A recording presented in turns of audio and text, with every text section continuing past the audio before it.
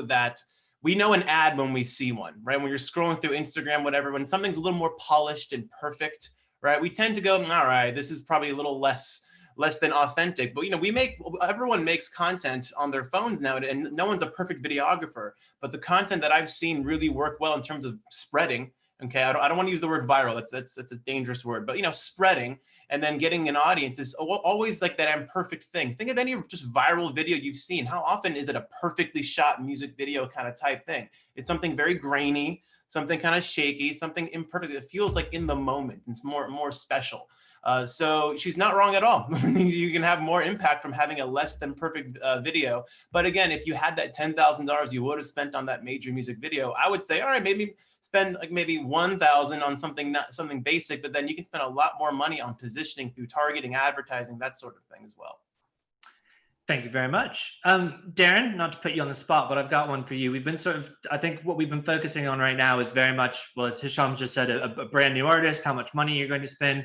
Darren, you work with the Chrysalis Records catalog, as I understand it. What are some of the challenges that you face when looking at this side, for those that may not be on the developing side, that may be dead artists or those that don't speak to each other? What can you talk to us about that? So sort of the difficulties that we run into with the Chrysalis catalog is usually sort of the approval, and especially back sort of in the 70s and the 80s, contracts between TV companies and sort of broadcasting agencies and bands, it wasn't sort of the best. So sometimes you have sort of a lot of amazing, great content that is sort of held under contract by a TV studio, so you can't actually repurpose it. Well, you can, but there's no sort of financial benefit for us to repurpose it. So like there's sort of loads of footage from Top of the Pops, sort of French live shows, all across the globe, sort of loads of sort of that archival footage that you have sitting around there. But it's all great to have it, but sort of sometimes it's not the best content if you want to actually drive revenue for your catalog. Sort of, especially with a catalog, you're sort of trying to find value in a catalog and reinvest value into the catalog. Sort of make what is sort of doesn't have much of a value at the moment and give it more value. And sort of, so yeah, it's sort of stuff like that, which sort of, it's a shame because like there's loads of great content, but yeah, it's just not, we don't own the rights to it. So that's sort of one of the main difficulties we find.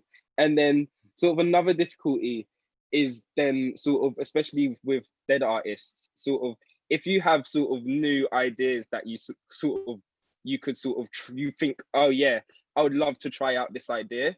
You can't really try that idea out because there's not an artist, it's a catalog. You've got to respect the artist's rights and their wishes. So you're sort of stuck between a rock and a hard place where you've got loads of ideas and sort of loads of exciting things you want to do to inject more life into the catalog, but you're stuck because you can't approve it. And yeah, so you can end up sort of, yeah, it's one of those ones. Cool. Where Totally understood. So we've got this, I think we've kind of showcased here that video from this idea of a music video, which I think we've taken and evolved to bite size to TikTok. This idea of live, obviously very important. And I think we've sort of definitely touched on that. Also these behind the scenes content.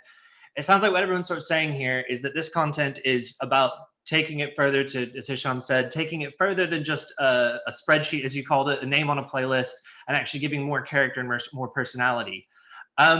So moving slightly forward to actually look at our various platforms, and we've kind of got experts here around each different one.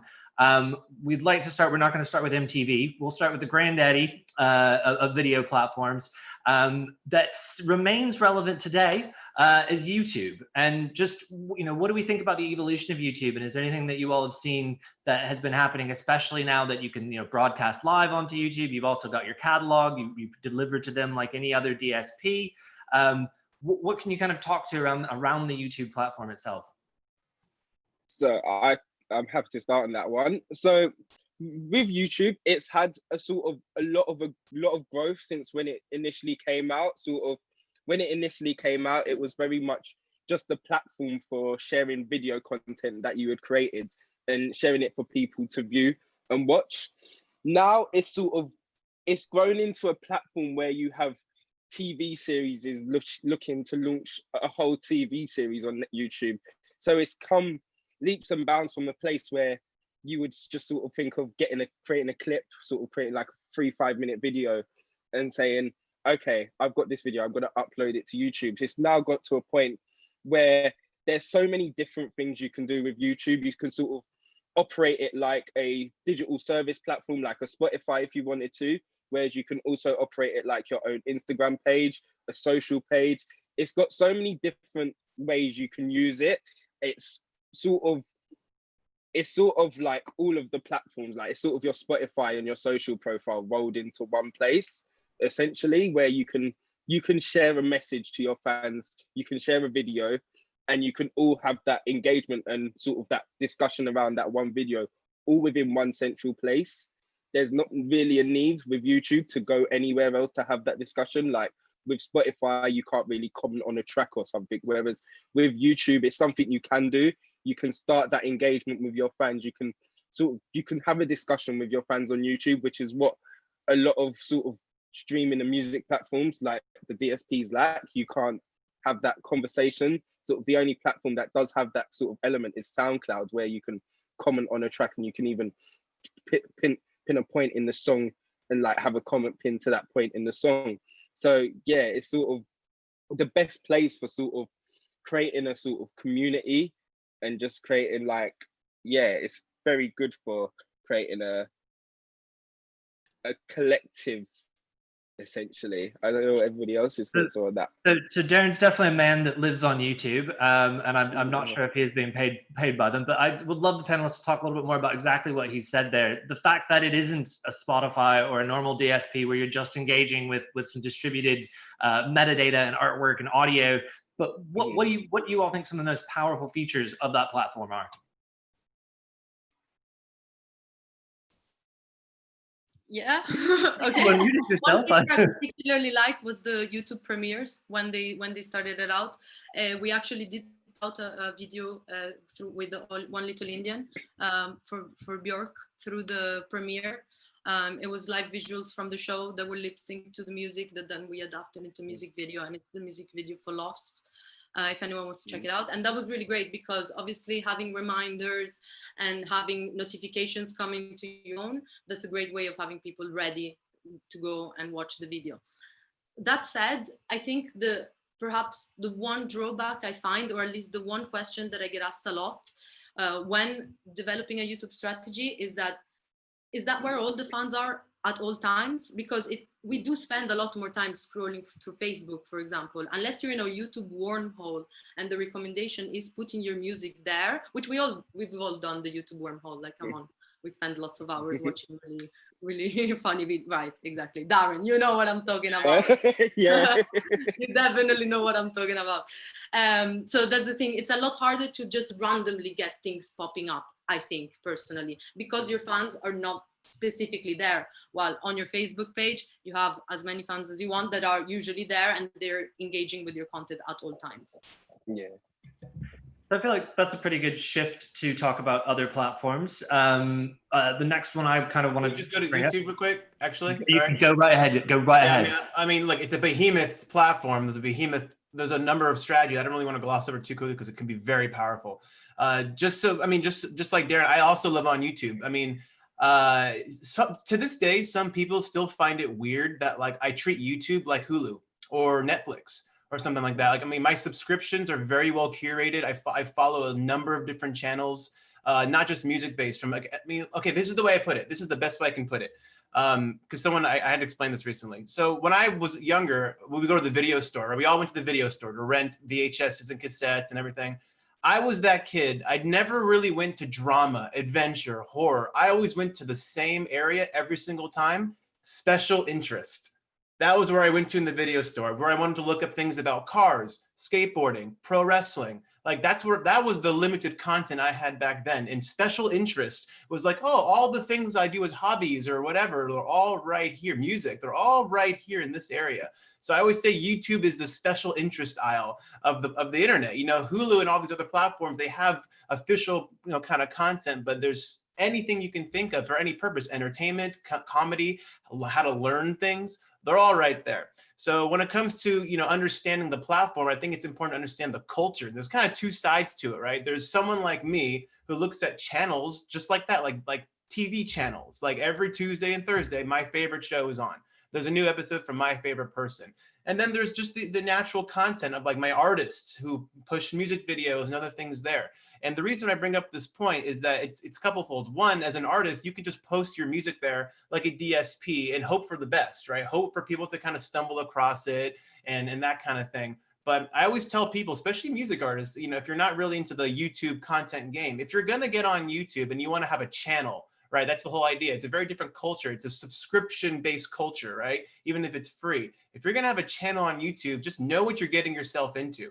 If you're going to do this properly, the number one thing I can say about YouTube in terms of building an audience there is not necessarily the quality of the video, the camera, the production, it's consistency. Okay, you can't keep putting out music 3-4 tracks every single week. I mean, you can, good luck. But with YouTube, the key there is consistency. Some of my favorite YouTubers, if you go to their channel, click uploads and just reverse the order of when their first video started, they're awful. They're terrible videos. They're not well edited. They're grainy. They're disgusting. But you see one thing, one video a week, eventually 2 videos a week, 3 videos a week, and they're getting better and better and better and better. And even the artists that are doing this, I built a YouTube channel for one of my clients, Tom Hokenberg, also known as Junkie XL. If you've seen films like Mad Max Fury Road, Deadpool, Batman vs Superman, like he scored all those films. And he's not a traditional artist in that regard, but he's got a big value in terms of education. He's very big on that and kind of showcasing his process. And we built a YouTube channel from 0 to 100 and I think it's like 40,000 subscribers in a couple of years, purely based on consistency. He was very insecure, like, oh, I'm a Hollywood composer. We should be doing iPhone videos. I'm like, dude, trust me, just keep being consistent. Now, if you go to the YouTube channel, we have seasonal content.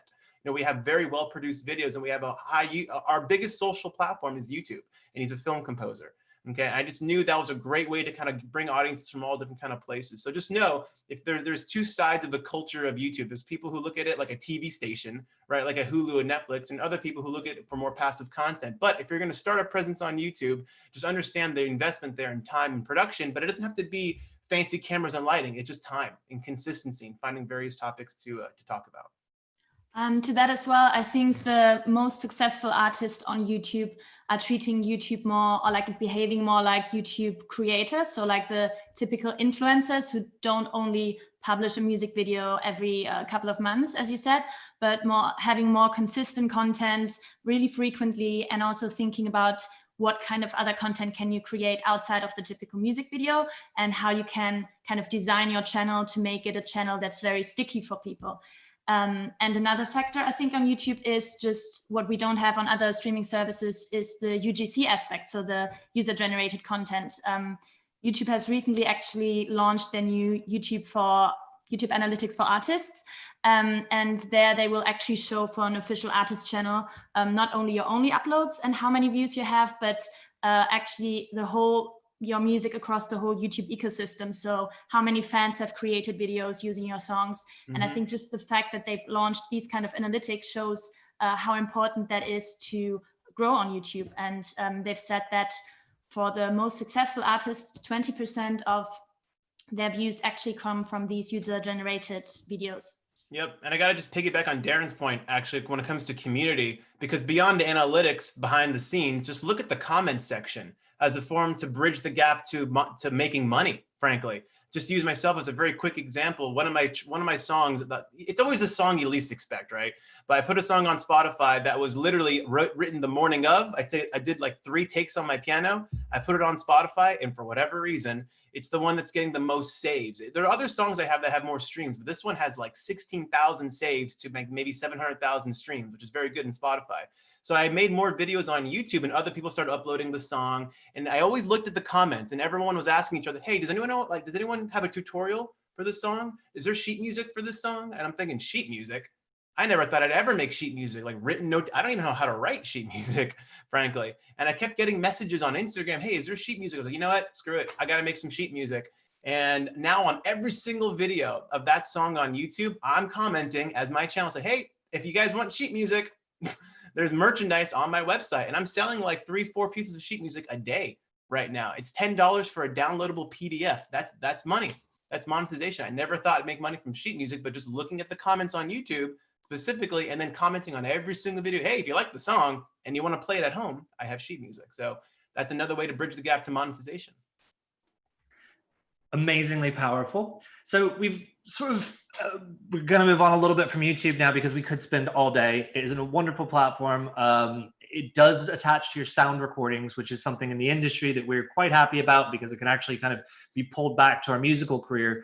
But when we talk about other platforms and social content, so let's switch over to looking at Instagram and Facebook, for instance.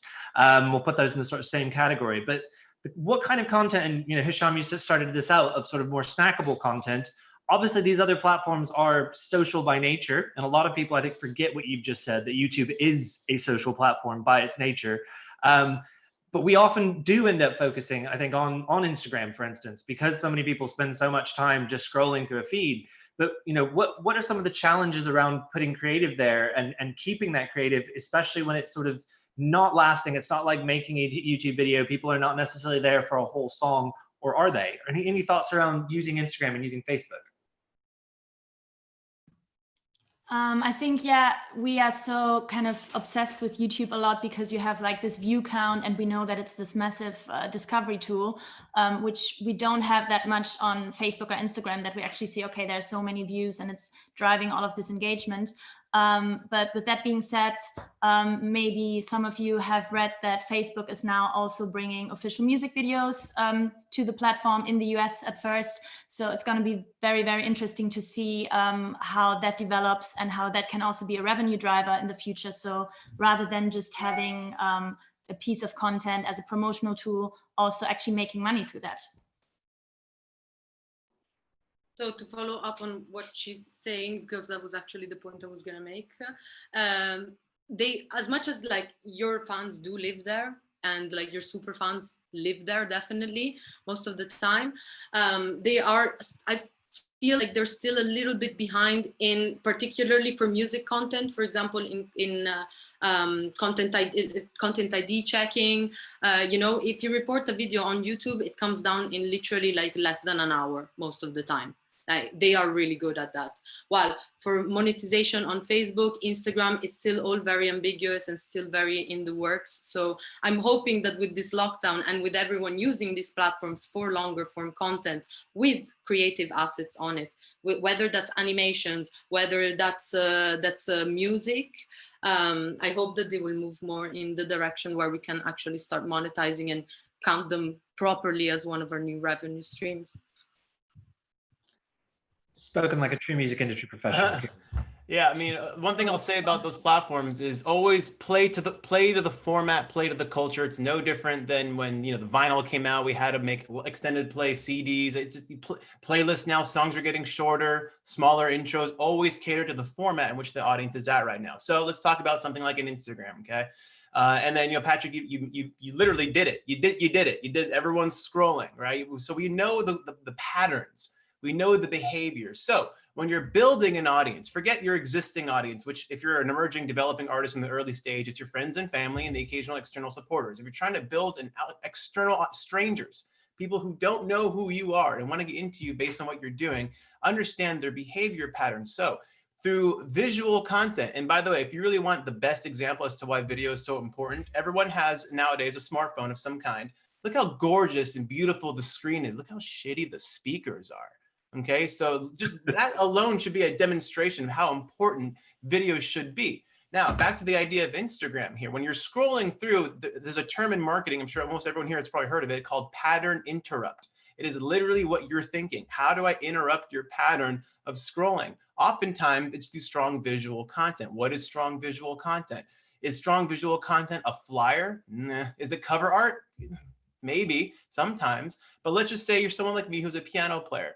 Okay, well, I start a video with a very slow introduction, fade from black titles. I'm already scrolled right past that, okay? But if it goes straight immediately, even if my phone is muted, even if you can't hear the audio and you're seeing my fingers on a keyboard, or maybe you're seeing an interesting background, maybe I'm in the middle of the street playing, okay, maybe my dog is right there in front, something, it's gonna stop you from going, oh, what's that?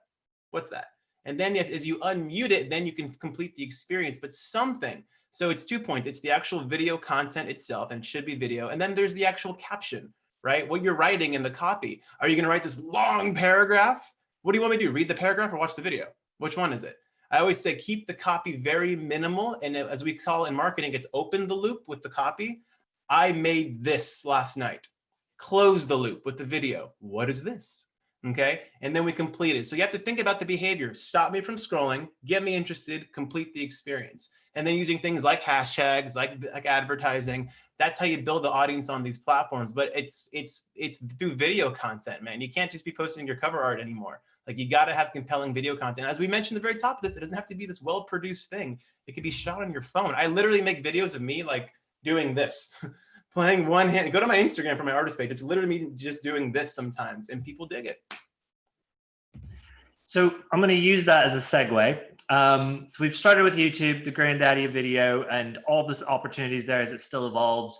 Obviously, the monetization side has already come in. This Kiara representing an artist, talking to us about Facebook and Instagram and lack of monetization and working on it. We know that they're working on it. Great.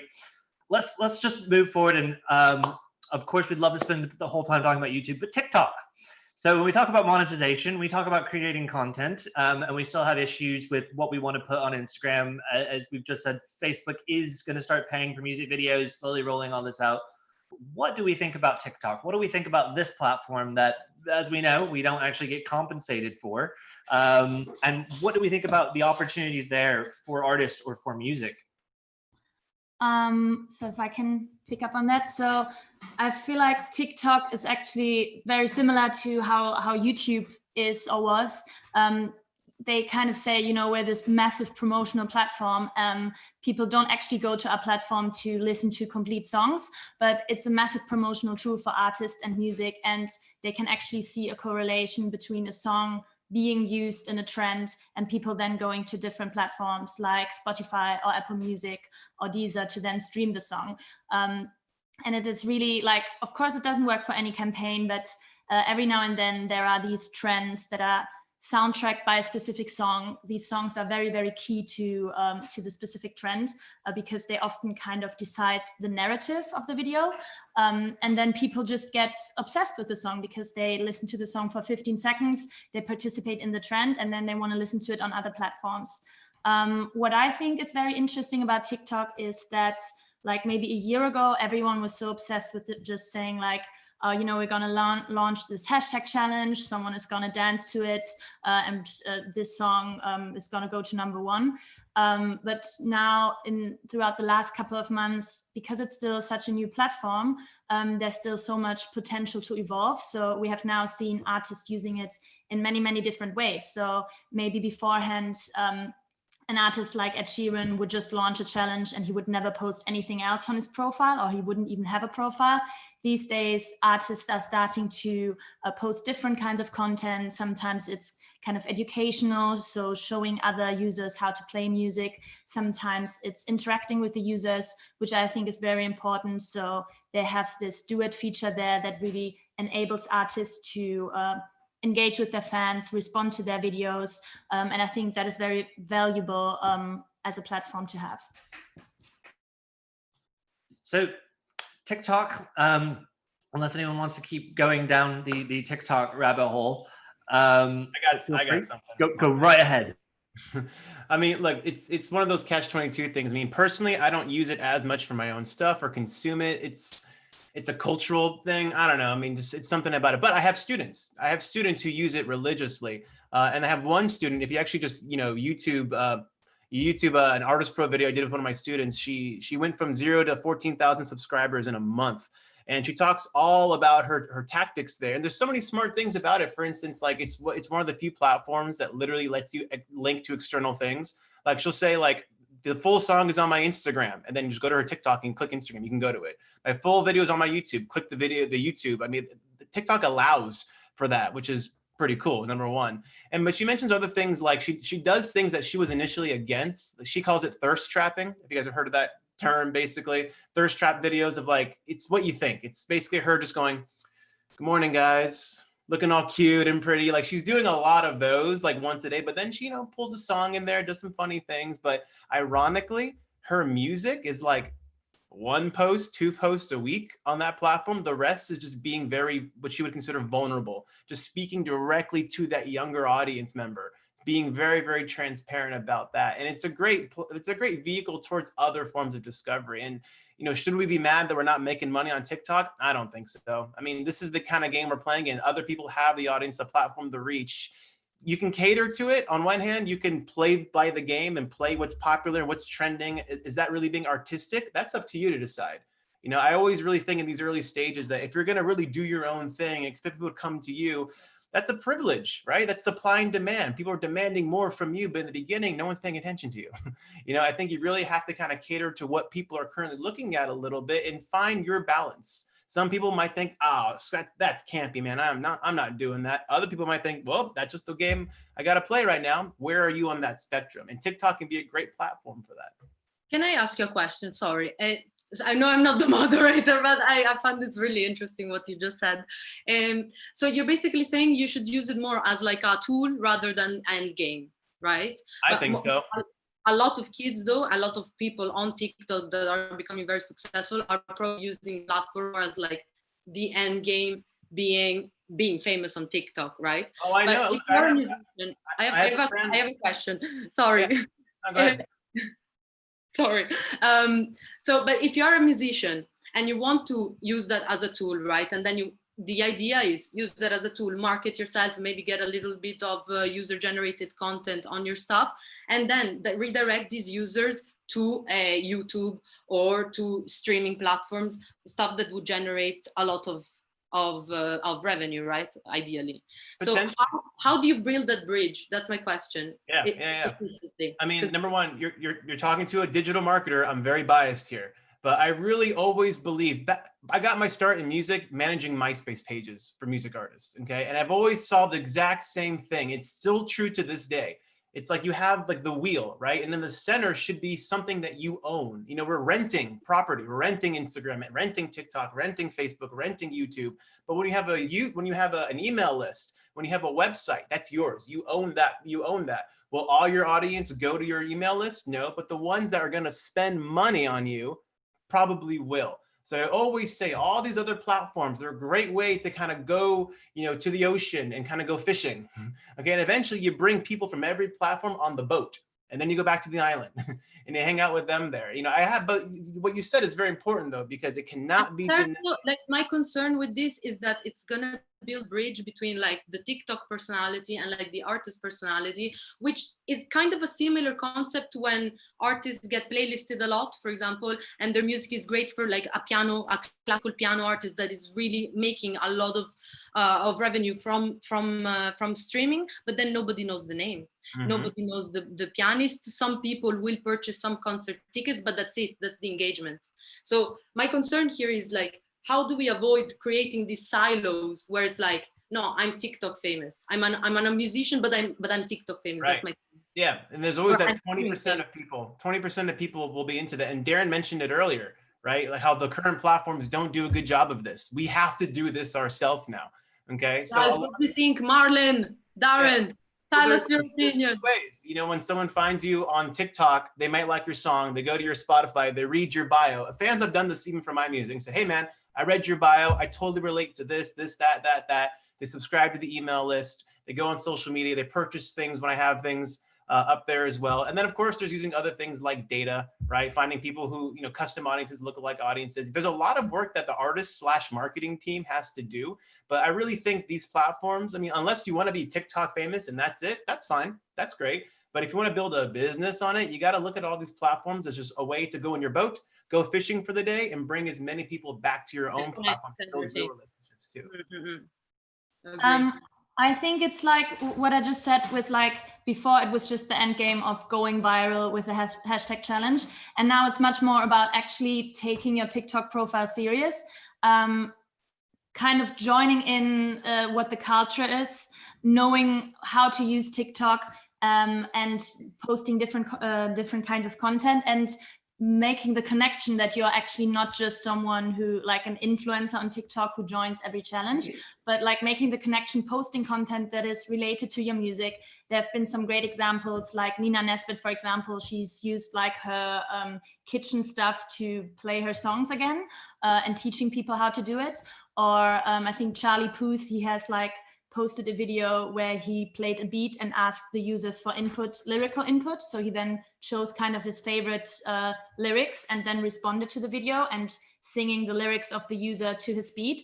So I think it's really like taking the TikTok profile seriously, posting content that is not only related, like don't just use your sound as like your current track as the backdrop to your video, but also using different music, every now and then your own songs, creating content that shows that you're an artist, and then you can really build an audience on the platform that knows you're active, knows you're a musician, and you can drive them to the other platforms, I would say. Yep. Very well said. But also just don't rely on it as the one all be all. I mean, every platform's come and go with popularity. The audiences, the young audience that is TikTok now, they're going to grow up. Okay. They're not going to be on TikTok forever. We'll see, but I really, to put all your eggs in one basket for a platform like that is dangerous.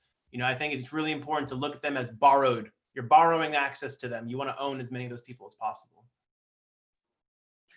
Darren, if you got being the, no, go ahead. Go Yeah, ahead, I was gonna say I see TikTok as very similar to Snapchat in a way, in sort of the way that the way you've got to be on sort of TikTok is very similar to how you've got to be on Snapchat. Like if you was to be an artist on Snapchat and just be constantly posting music, people wouldn't engage with it as much. Whereas it's the exact same with TikTok, I gather, where if you was to just be constantly posting just, yep, this is my music, this is an artist page, it doesn't seem to work the same way. It's true.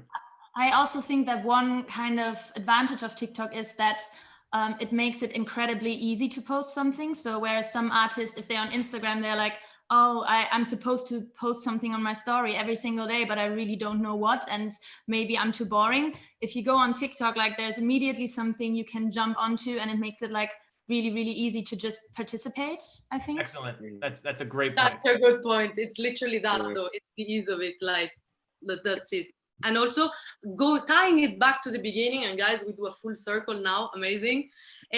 What you said before, that you can just pick up the phone and start doing the simple content. This is basically the platform that showcases it, which is why it's so huge.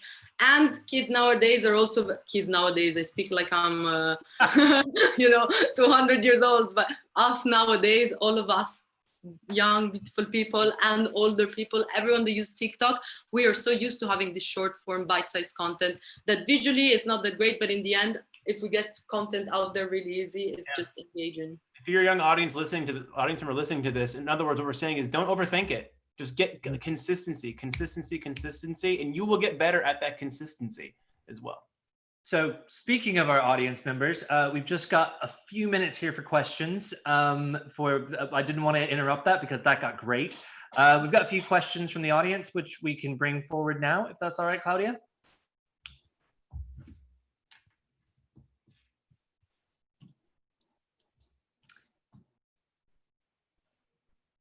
I've got to stop you all from debating each other, but I think we had. Okay. Yep. Sí, va la primera. Hola. ¿Cómo hacer contenidos sencillos para que la gente conozca mi música? Yo hice un videoclip de un primer sencillo en casa. ¿Cómo puedo hacer para llegar a más gente, para que más gente lo vea?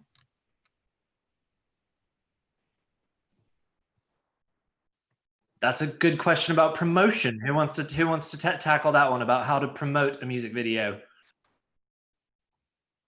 I would say as a first step, what we always say is optimization. So wherever you post it, making sure that if you post it on YouTube, for example, properly optimize it, use things like video tags and your description to have like the most important keywords so people can actually find you, because in a way, YouTube is just a massive search engine and you just need to make sure that people can find your content. And I think then it's kind of a way of using digital advertising in a way, playing live, all of these different things that then come together so that people can discover your music and your art. I think it's never just one thing. You have to get like many different things right and like kind of complete this whole picture so that you get the attention of people. Cool. Let's go for another question. We've got 5 more minutes. Next question, please. Siguiente. ¿Qué ¿Qué tipo de contenido, además de los videos musicales, recomiendas para que un músico pueda llevar más audiencia a YouTube? So what other type?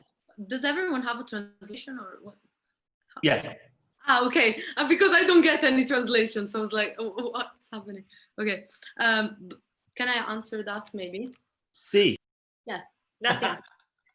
So basically, you asked. I don't need to translate it. I don't know why I'm in the. Okay. Well, any kind of content that basically authentically brings you to the forefront. So usually fans, what they want, especially if you have already an established fan base, even if it's small, they want to know more about you. They want to know more about your process. They want to know more about your inspirations. They want to know you inside out. So if you put out content that is authentic and it's not just for the sake of posting, I also always say that it is important to have a social media strategy, but don't force yourself into making posts just for the sake of making posts. Like make a post if it's something that you feel comfortable with. If your personality is not to post a lot, then don't post a lot. It is, then post a lot, you know? And the same goes for the type of content. Do you like watching movies? Then, I don't know, go and play something and then dedicate a little freestyle to a movie that you've liked a lot. You know, that's pretty much. On that. I mean, I could go on and give random examples, but we don't have time. I mean, just a quick 10-second thing. Anyone who tells you have to post every day, don't listen to them. I really don't think that's really the case here. I mean, the worst thing you can do is condition your audience that you're mediocre or bad content. If you condition them like, bye, it's them again. You know, I always say, be the person that when you speak, everyone listens. Okay, because you have something important to say. Or if you're in TikTok, just follow the prompts. Awesome. Thank you both. Next question. We've got a few more minutes.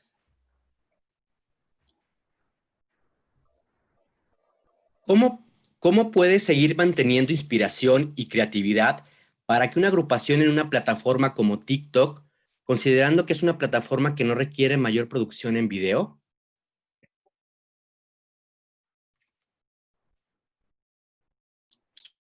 Who wants it? So I can talk to one. Sure, I'll go. So I mean, within TikTok, we see, and we've worked with a number of clients that have had great success on the platform. Some of those have actually been on the platform, so actually used TikTok. The ones that we've really worked with haven't even been on the platform themselves. Their song has sort of spiked and taken off there. We've tracked it, we've worked with it, but I think that the main thing to think about TikTok, and kind of as Hisham has said about these platforms, is it's not trying to jam yourself in there and think that I need to be TikTokable. If you're not, and it doesn't work for you and it's not natural, that's why we've talked about a bunch of different platforms here. We wanted to have a bit of a view across many different platforms, a cross-platform approach. I think you have to ask yourself, do I fit into this world? And if we look at, for instance, Lil Nas X, everyone knows Old Town Road now, right? He was on the platform before and he was using it, himself, and it was very natural for him to put music into there. So I would say don't force it. If it doesn't work for you, people are going to feel if it's forced. Don't just try and be on TikTok because you see that it's big. It's much more about, do you have content and do you have the time to be able to make content that works in this platform? Otherwise, your content will end up on this platform if it happens to be danceable or cookable or workoutable. Next question, or go ahead, Hisham, if you got more to add. Nailed it. I think we have time for one more question, I think. Perfect. ¿Ya no es necesario un videoclip con gran producción para la promoción de un single como antes?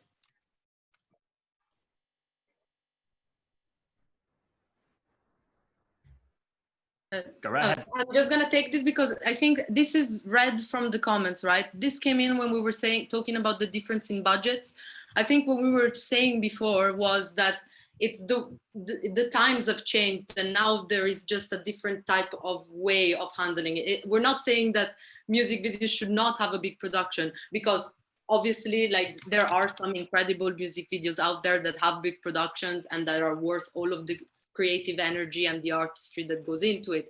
However, because of the times changing and the way that the music industry operates as well has changed, now it has become a lot easier to put out videos that don't have big production, and you can make it as an artist if you even without videos that don't have big production. Yep. I mean, I'll say this: creativity over production. As they say, don't judge a producer by their gear. You can have all this amazing gear, but be musically inept, you know, or you can have a guitar and it'd be incredible. Okay. So it depends on your vision. Don't assume I got to have a red camera. I got to have a whole staff, a whole crew to make something average. As I say, you can only polish a turd so much. You know, no, I don't think you really need crazy productions to have something compelling. And ask yourself again, why am I making a music video? Why am I doing this? Do I have thousands and thousands of people looking for me to have this, you know, Hollywood production, or am I just trying to build an audience? And can I do so in creative ways that don't break the bank? The answer is absolutely yes. Great. Go on. Go ahead. I think it also depends on the kind of artist and the image you kind of want to show. So maybe if you're like this diva singer that wants to portray this image, and you're very classy and stuff, maybe it's more important in that kind of way to have a video that is really good looking with high production value. But I think it's very important to kind of represent the scene that you're in. So for example, if you're a bedroom producer or a bedroom pop artist, it's much more, it just fits your scene way more to have something that's a bit more lo-fi. And there have been videos like, for example, if we look at Doja Cat, she's gone viral with a very like lo-fi video because it fit her brand and it fit her artistry. And it's just kind of looking at what you're trying to represent, I think. Thank you very much. I think that's all the time we've got, unless anyone has anything else. I think we've done a really good job. Thank you so much for the questions. Thank you so much for your attention, everyone. Thank you to all my wonderful panelists for being here today. Really appreciate you all, and I hope that this has been useful and helpful to everyone. Thank you so much, MUdaL, for having us here today. Thank you. Thank you. Yeah. Bye. Bye. Bye.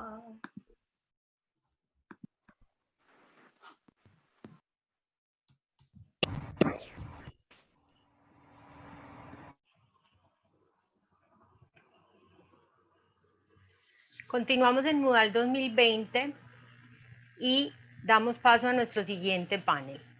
En esta era digital se hace necesario conocer cómo los datos están ayudando a los artistas latinos a conectar con audiencias globales. Por eso damos paso a Chas Jenkins, director comercial de Chartmetric, la plataforma de análisis de mercado utilizada en la industria de la música. Chartmetric proporciona una visión única del mercado, ayudando a los usuarios, incluidas las principales discográficas, gerentes de artistas, agentes promotores, a encontrar y desarrollar artistas y llegar a audiencias globales. Bienvenido, Chas. Hi there, and thanks for having us. I'm sorry I'm going to speak English all the way through, but I've got a presentation which has actually been translated into Spanish for you. Before I start, I just wanted to say, you know, these days we live in a borderless world. You know, we all use music services, we all use social networks, which really don't have borders anymore. And what we're fundamentally interested in at Chartmetric is looking at data from a global way. And what we see is quite remarkable. I mean, just to give you some statistics, of the 50 most popular artists in the world at the moment using our globalized popularity metric, 7 of those 50 artists are from Latin America. And if we look at just data which we get from Spotify, 10 of the top 50 artists are from Latin America. That's 20% of the top artists in the world. If you were to go back 10 or 15 years, you wouldn't find more than 1 or 2 of the most popular artists in the world coming from Latin America. So streaming and socials have utterly transformed the marketplace. And what we do at Chartmetric is we gather data from the entire marketplace, data about how consumers find music, data about how they listen to music and how they share music with their friends. That's the sort of data which we're interested in. And if I share my screen, so you don't have to look at me anymore. So there we go. You know, fundamentally the data we're interested in is what's called market data. It's distinct from the private data, the confidential data about number of streams, etc., which record companies and artists get directly. What we're interested in is the rest of the data. And, you know, we have always used data in the music industry, but often without realizing this sort of information we're using is data. Things like sales charts, things like airplay listings, things like tour schedules. These were all sources of data in the past which told us about the marketplace. It helped us as executives in the music industry so I've just had a message that you can't see the presentation. I'm just going to share again. I hope you can all see the presentation now. Great, I've got a message to say yes. As I was saying, the data which we had in the past was always data which helped us understand how consumers were discovering music and how they were sharing music. But in the past, that data was really simple. There wasn't much of this data. And, you know, an A&R person or a marketing person in the music industry could just understand, could just have enough knowledge about the marketplace in their country to make great decisions. These days, it goes without saying that there is a lot more data. To put it into perspective, you know, in the past, data was only created when consumers interacted or purchased music. So in the past, if we go back 20 years, the average music listener created 2 data points per year. In other words, they bought an average of 2 CDs or 2 items of music, or maybe a CD and a concert ticket each year. Today, the average consumer is interacting and creating data points nearly 20,000 times per year. So the average consumer creates 10,000 times as much data as they did in the past. And that's the sort of data we gather. And today that data is much richer. You know, that data can be a listen on a streaming service, can be a view on YouTube, can be liking a post on a social network, but also we can measure whether people dislike something. So unlikes and skips, all these forms of data can be measured these days. And at Chartmetric, what we do is we bring all this data together on a global level. Because in the past, those little bits of data we had access to, things like charts and tour schedules, they only ever related to one country. Today, data is completely globalized. And it's like the chaos theory which people used to talk about. A butterfly flaps its wings in Papua New Guinea and it causes a thunderstorm in New York. You know, these days data has that power because the same data which we're gathering is used by services to determine playlisting, to determine personalization, to determine what happens on their services globally. We're bringing in data now from around about 38 different places. So we bring in data obviously from streaming services, but also from the social networks. We bring in data from web analytics, and also radio airplay data, data about syncs. So a huge amount of data, and you know, fundamentally we're a machine learning company. So although we bring in lots of different types of data, we join that data together. Because in a sense, that is how consumers interact with music. No consumer, you know, only listens to music and finds out about music on Spotify. Consumers these days use multiple different platforms. And what we're interested in is how what is happening on one platform in one part of the world can influence what is happening all over the world on other platforms. So just quickly to move on, how are people using Chartmetric? Basically, there's 4 or 5 different ways. The first way, and probably the most important way, is in marketing and artist development. You know, in the past, when I started in the music industry, you know, the average marketing campaign for an artist would take place when the artist released an album, and the campaign would last 2 weeks. And then, you know, everybody would go away and do something else. The artist would go off on tour to try and support sales for the album, and the record company and the management would move on to marketing other artists. These days, audiences don't work that way. You know, these days it's essential to keep the engagement of your audience 365 days a year, because consumers, in a sense, have short attention spans. They're getting so much content thrown at you. And also, to achieve the same monetization which we enjoyed in the past, it's essential to continuously ensure audiences listen to your music and ideally tell their friends. You know, in the past, the job of the record industry was really just to acquire customers. You had to acquire the attention of a customer, get them to go into a record store, hand over $15 and walk out with a CD. And when they handed over $15, almost the job of the record company was done because the money had been collected. These days, with streaming and social networks, you know, monetization is very different. You need consumers to constantly listen to the music, not just for one day, but continuously, and tell their friends progressively over time. And so we talk very much today about 365 marketing, how to constantly acquire the attention of audiences, but crucially to retain that attention as well. To constantly, steadily grow without losing audience engagement.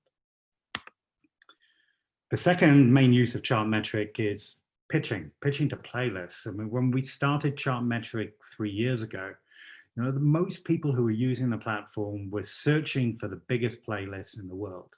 They were wanting to find the playlist with the most followers so they could reach the biggest audience. And today it's almost completely the opposite.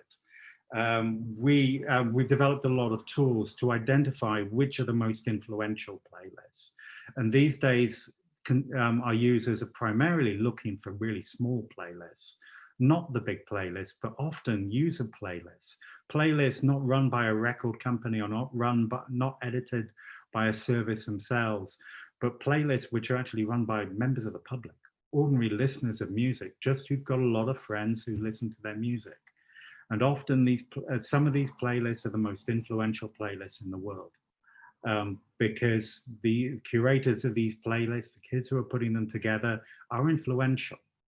You know, when I was growing up as a kid, you know, my influence on in terms of what I listened to in music came from my friends, and I had 4 friends. Because I grew up in the 1980s, there was no internet, there was no social networks. I had 4 friends, and they all lived on the same street as me.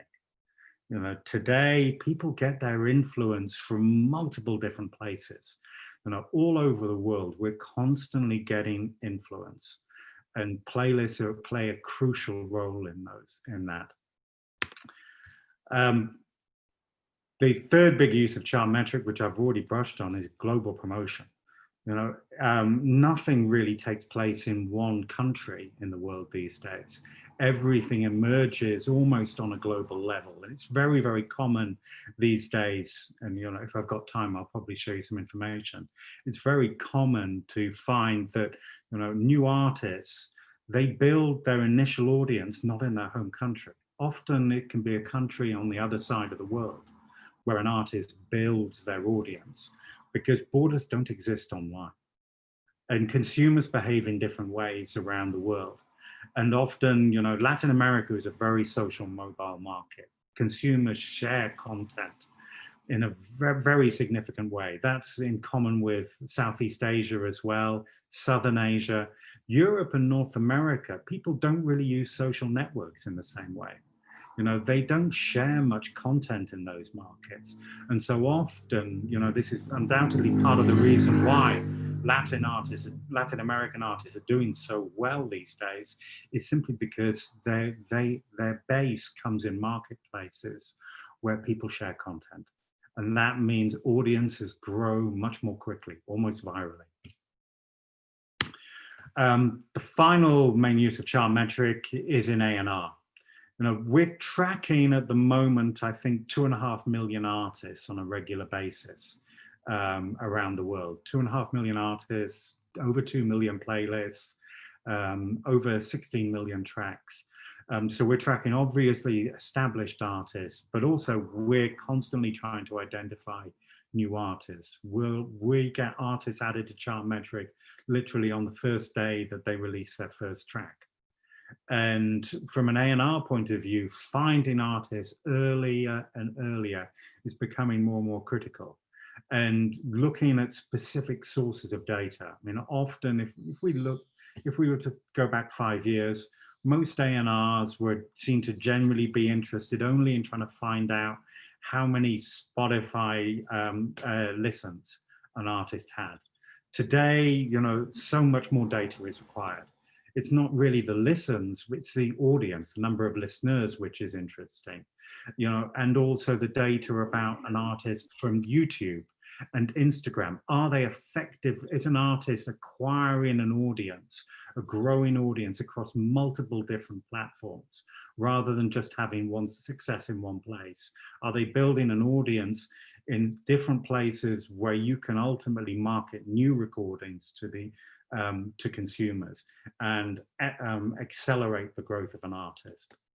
And because we're a machine learning company, we're getting more and more predictive, trying to identify up and coming artists much sooner, so that A&Rs can become more aware at an earlier stage. Also with Chartmetric, we provide data into record companies. We have an API which provides data, in a sense, bulk data from multiple different sources, which can be supplied directly into the systems of record companies, management companies. And increasingly, we're seeing users of Chartmetric grow outside of the music industry, especially amongst brands who, you know, clothing brands, retail brands, exercise brands, organizations who may operate in a different industry, but have a synergy with music. You know, often, you know, there are very major brands out there who are major influencers behind the careers of artists and musicians these days. So if I've got time, I'll probably, I think I have, I'm just going to show you just a few examples on Chartmetric of particular artists. So here we go. I presume you can all see the screen now, and I'm not going to get a message to say you can't see it. Yeah, I think you can. So Chartmetric's broken down into several different sections. You're able to look at the marketplace by charts, and we monitor the charts globally from multiple different services, also bringing in data, of course, from Shazam and social networks as well. Then you can look at artists, albums, playlists, curators. We break down data by cities. And as I mentioned, we're bringing in radio data now as well, and A&R.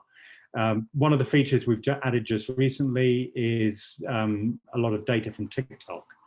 So for about a year now, we've been publishing daily top 1,000 charts for TikTok, and you can go back and monitor. But because we monitor services continuously, you, for instance, can look at a track and instantly see the historical trend of a track, number of video counts for the track, and the chart position which a track has had on TikTok over a period of time.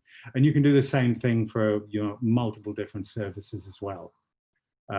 If we look at an artist tab, we're bringing in data, obviously from socials, and crucially, I mean, this sort of data, you know, monitoring trends across artists over a period of time is, you know, what we're finding marketing people and A&R people are constantly looking for. And J Balvin is a great example of an artist who's very good at constantly growing his audience. You know, you see steady, continuous growth in his figures. He doesn't lose an audience. He doesn't stop marketing and promoting himself. He's acquiring audiences all the time, but he's also retaining the engagement of audiences. And one feature which we added late last year to Chartmetric was what we call CPP, which is cross-platform popularity. You know, being a data service, we're big on indexes and data science, and we'll look at a different artist here. We're looking at Biba Doobie, who's a young British artist started emerging a couple of years ago. And you should be able to see in her CPP rank. Around about a year ago, she was ranked around about the 8,000, 9,000th most popular artist in the world. To calculate this, we're using data from 8 different services, multiple different data points to identify on a daily basis how popular an artist is. And you can see that MUdaL sort of started bouncing around as she started getting a lot of support and building an audience. But then earlier on this year, she's become firmly lodged as one of the top 100, 150 artists in the world. And this sort of mirrors what's happening on her social networks. Again, as with J Balvin, you see she's constantly been acquiring and retaining audiences at a really steady rate. She has an audience who tell their friends, who share her content with their friends. And so she constantly grows and builds an audience. And, if we compare her rank to other artists, she can tell her parents that she's one place behind Elton John at the moment. I think they'd probably be quite pleased. We also have a lot of geographic data for artists. And, I mentioned before that things grow globally these days. So MUdaL, she's a UK artist, but the places where she has the most listeners over the past 28 days, I don't see the UK here. I see new artist who's building their audience in Southeast Asia, in Latin America, right around the world. There's no borders these days. We track demographic data for artists as well. So we're bringing in really, really detailed demographic data, especially from Instagram and YouTube, which are fabulous sources, able to tell you really accurately the gender and the demographic of an audience, and also the brand affinity that audience has and notable followers for an artist. Any young artist is going to find it a lot easier to grow when you've got Post Malone following you. And of course, we track vast amounts of data for playlists. So we're tracking around about 2 million playlists on Spotify, multiple playlists, well, pretty much all the playlists on most other services as well. And of course, you can click on any data playlist and see an artist's history on that playlist. If I move here and click there, I can see the position of a track on a playlist on any given day over time. And finally, further down the page, we bring in, of course, significant amounts of radio data. And if we click on any particular day, we can see the airplay an artist is getting, the stations, the tracks, even the times of the spins and the duration of those spins. And finally, chart data. I'll probably jump back to J Balvin to look at chart data because it could be really interesting. We track several thousand charts, so that's charts across all the across all DSPs, plus more traditional sales charts, and charts from Shazam, etc. And looking at lots of different charts can get quite confusing, especially when you've got an artist like J Balvin, who's going to have a lot of different tracks which are charting on a service. We take all those chart positions and we score them. So for any individual track, you can see the actual value of being number 3 for a track in Argentina versus being number 8 for the same track in Spain. It's worth about the same. Colombia, worth a little bit less, being number 1. Mexico being number 10 is worth that much. That's specifically on Apple Music, not a big service in certain markets. But then, of course, we can turn all of those individual scores into an overall score for the artist. So you can see on any individual service, what an artist scored. Today, at the moment, J Balvin on Spotify has a score of 768. And you're able then to directly compare that to other artists to see how they're performing. Right, I think I'm probably almost running over time. So I'm going to stop sharing and see if anybody has any questions.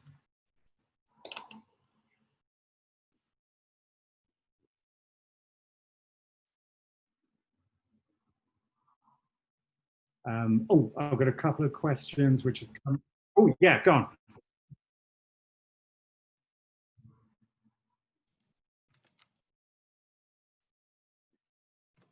Hola, Chas. Hi Esperaba there. preguntarles si Chartmetric tiene una lista de etiquetas de distribución que en algún momento pueda compartir a través de su web.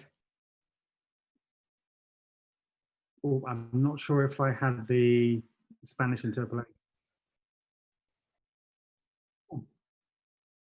Oh, sorry, I had Spanish switched on, not English. I've got English now, yeah.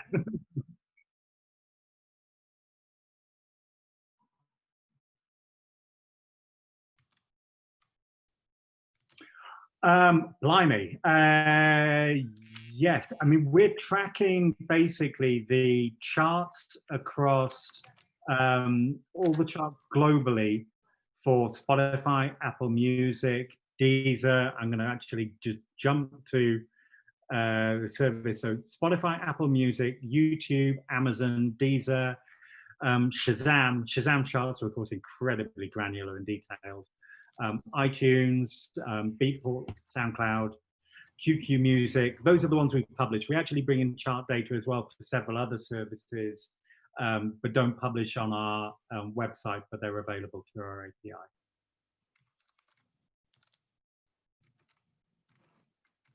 Ok. ¿En qué se basan para rastrear a nuevos artistas? ¿En los números o en su música?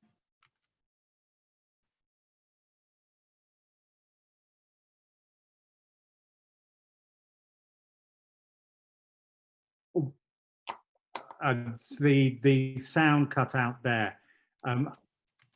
Yeah. Yeah.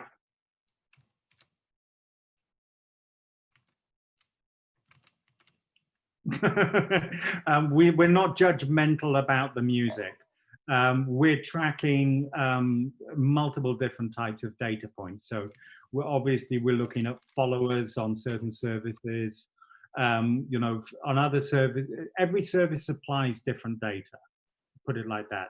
So some services give us follower data. For other services, we can get engagement data. For YouTube, of course, we can get video views. For Spotify, we can get play counts on the largest tracks. But, you know, ultimately, I would say that, you know, in terms of identifying emerging artists, probably the most useful metrics are Spotify monthly listeners, Spotify popularity index, Instagram followers, YouTube subscribers, and video counts. So different sorts of data from different services, but those ones tend to actually be the most informative. If you see artists who are effectively engaging a growing audience on those three platforms alone, that's normally a very good sign. You know, TikTok can be influential, but it has to be said that, you know, there are only a small number of artists are really building effective audiences at the moment on TikTok. Most growth on TikTok for musicians tends to be reliant on having the support of a TikTok influencer at the moment. Artists are getting better. You know, they're seeing how Jason Derulo and Selena Gomez, how effectively they are using TikTok, and other artists are now sort of like learning that it's a platform which you have to use in a different way. You have to, in a sense, learn the rhythm of posting. You have to learn the type of content which people will engage with. Because, you know, specifically with TikTok, in common with Instagram, you know, using it as a channel to promote a piece of content is not very effective. Using it as a channel to grow awareness is much better.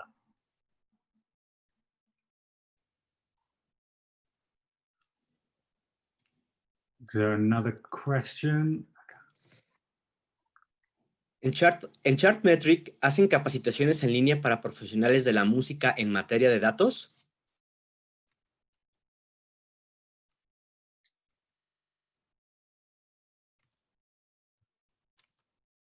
Yeah. So we have a number of video tutorials on the service to get people started. We regularly work with new users. So, you know, we have a team of people who are basically pretty much in contact all the time with our users, you know, helping onboard people onto the platform. We hope it's actually quite intuitive. It looks a bit daunting when you see that much data on Chartmetric, but you know, we're constantly adapting the platform based on feedback from our users to make it easier. One thing which we're also looking at starting later on this year is an accredited user scheme, so which will provide more tutorial-based training for users, so that, you know, users can build up a qualification in terms of using data.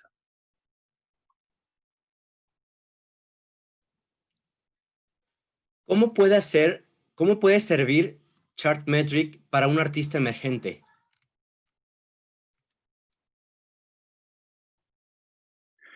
You know, in all honesty, I think emerging artists typically get the best out of Chartmetric. You know, what we always emphasize people to do, and let me just go back to, I'm just going to share the screen again, if that's okay. And I'll bring up the profile for Beabadoobie again, and scroll back to the top. You know, a lot of the time, everybody's so focused on trying to get on big Spotify playlists when they're an emerging artist, when they're a new artist. So many new artists want to be on New Music Friday, and then they want to be on other editorial lists. But a lot of the time, if you want to get onto those playlists, you, in a sense, have to do the right things. And the right things, it almost invariably is building audience engagement, building growth, not just on Spotify or Apple Music, but on social networks as well. And often what we find is that, you know, artists, when they're starting out, often can do this most effectively. You know, it's what we generally emphasize to new emerging artists is focus on social networks, and then use streaming services as social networks. You know, a service like Spotify or YouTube, we think of them as a content platform, but they're actually built on the same sort of architecture as a social network, and they use the same algorithms that social networks use, because social networks, Spotify and YouTube, they use algorithms to identify content and artists that are trending. They're looking for things they're looking for artists, not necessarily big established artists, but new things which are growing. And you don't necessarily need much growth to start getting attention on a social platform. You just need to do the right things to get the attention of algorithms. You know, it's almost not the case that you need attention of editors. You need attention of algorithms. And with an artist like Beabadoobie, you see this trend: slow, steady growth, constantly acquiring an audience, not necessarily doing a massive campaign or buying a load of likes on a service to build an audience. That doesn't do you any favors, because algorithms, if they see something spike, they ignore it. It doesn't matter whether it's on Instagram or on Spotify. A spike means nothing. What algorithms are trained to look for is continuous, steady growth, because that is a sign of audience acquisition and audience retention. That means something is trending. And, you know, trending doesn't mean having 5 million views a day. It just means growing steadily and continuously and getting more popular. And that's what we always emphasize to new and emerging artists, is focus on trying to ensure that you constantly, steadily grow. Don't push too hard, but push steadily over time. And things will happen, and you see it continuously. You find examples all the time, you know, especially here with Beabadoobie, where the trend in all of these platforms is almost identical.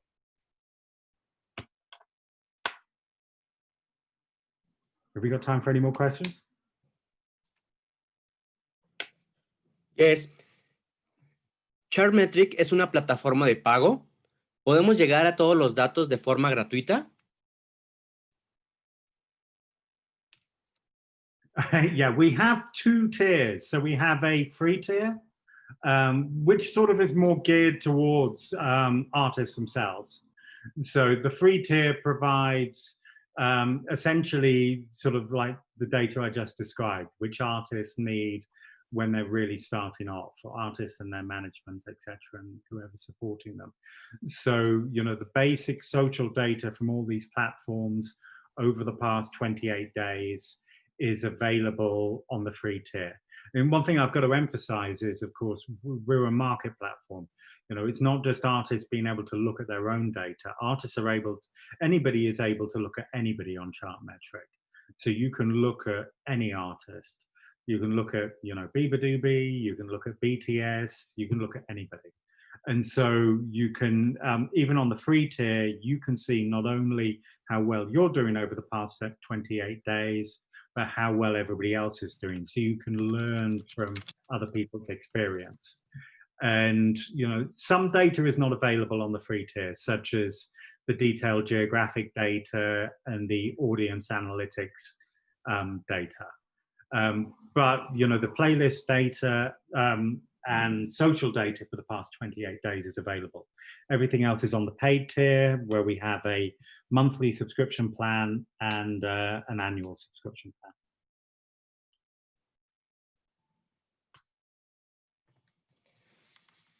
One question. Una vez que tenemos estos datos, ¿cómo se pueden interpretar? ¿Qué uso podemos hacer de ellos? It really depends on what you're trying to do. We have users who are artists, management, people who work in marketing, people who work in A&R. You know, in general, how to summarize really, really quickly. You know, marketing people involved in marketing tend to be focused on you know, building constant engagement. People who are working in commercial or working in sales tend to be spending a lot of time looking at playlists. Not the playlists where they are at the moment, but trying to identify playlists where they're not, playlists where they need to be. I should share a screen again just quickly. There we go. Hopefully you can see my screen again. And if I just try and load a playlist page, which is never easy whilst on a video call. Is it going to load? Yeah. So on, you know, we're looking here at Mint, obviously a massive playlist with nearly 6 million followers. A lot of people want to know where were tracks before they landed on Mint? Which playlists influenced Mint? And because we're tracking so many playlists, we're able to look. So what we're looking at here is every playlist where tracks which are currently on Mint previously were. And what you can instantly see is that there are certain playlists, often user playlists, not necessarily editorial playlists, where tracks currently on Mint were previously, you know, this playlist here, New EDM, New Dance 2000, it's a user playlist with 8,000 followers, you know, very, very small compared to Mint. But this playlist is really good at predicting what is going to land on Mint in the future. You know, it is predicting tracks up to 130 days before they land on Mint. So it could be that, you know, well, a lot of commercial people will be trying to identify playlists like this so they can try and get tracks onto these in the hope that in the longer term, they will land on a big playlist like Mint. And of course, we have, you know, A&R users are constantly looking at artist profiles and using our A&R tab, where we filter artists so that we're presenting at any one time your artists who are growing, unsigned artists who are growing most rapidly across all the platforms, so Spotify, Instagram, YouTube. And we also have a predictive tab which uses machine learning to identify artists who have the potential to grow their audience most effectively. and hopefully eventually become the J Balvins of the future. Does that sort of answer your question a bit?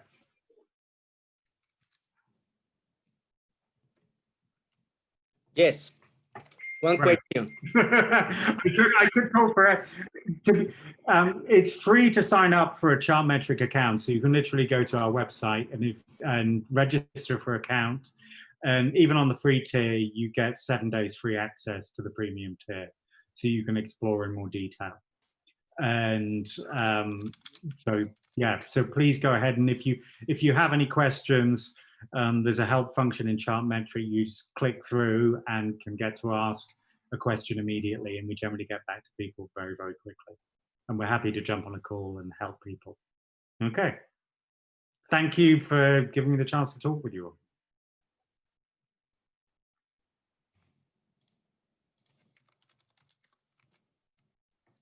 Thanks. Thanks, everyone. Great.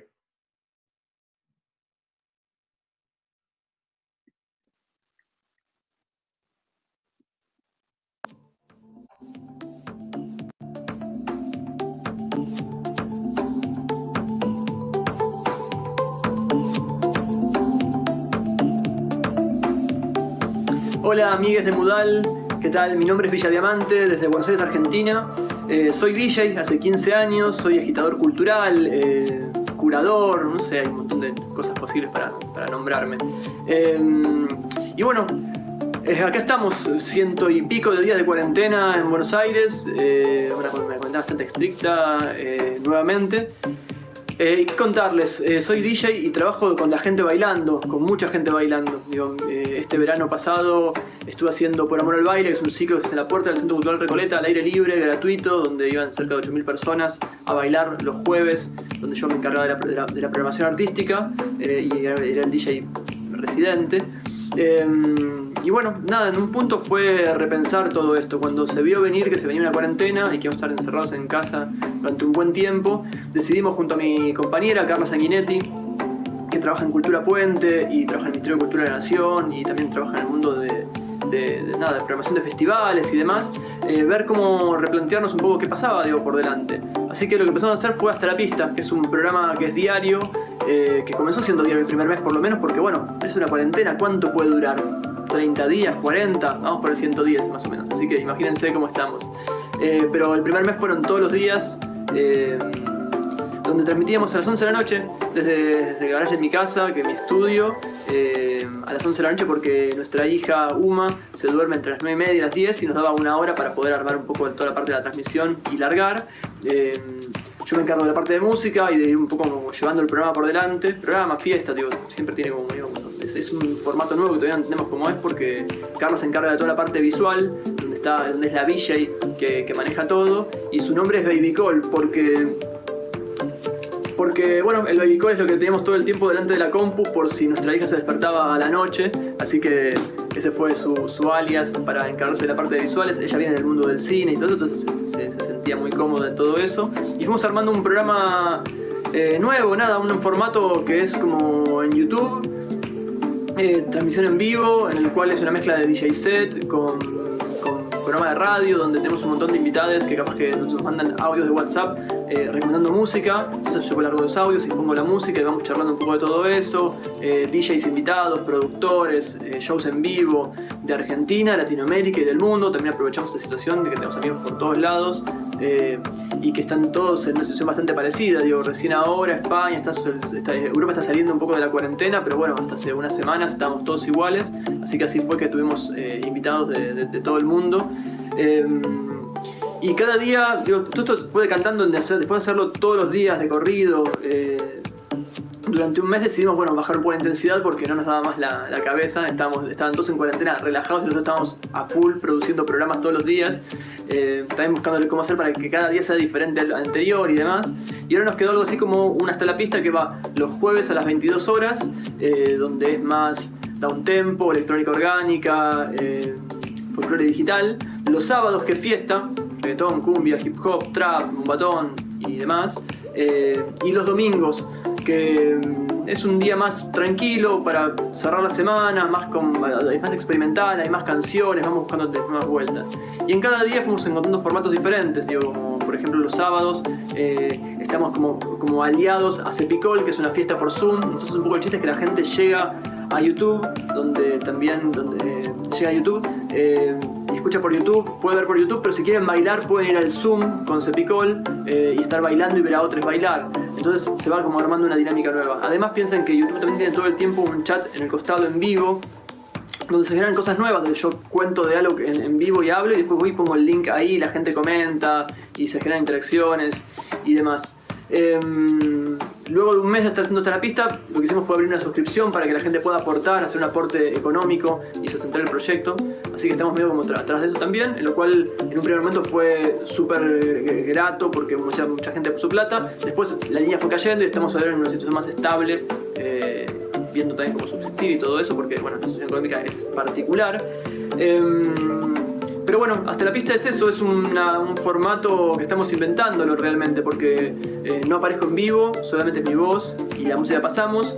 Carla hace visuales y a visuales se transmite mucho de lo que estamos pasando musicalmente, llega a las visuales, pero pues yo, como por ejemplo los días que hay Cepicol, los sábados donde la gente baila, Carla levanta del Zoom las imágenes de la gente bailando, entonces uno cuando ve el YouTube ve a gente bailando y es la gente que está bailando en directo desde su casa, entonces se generan cosas muy lindas.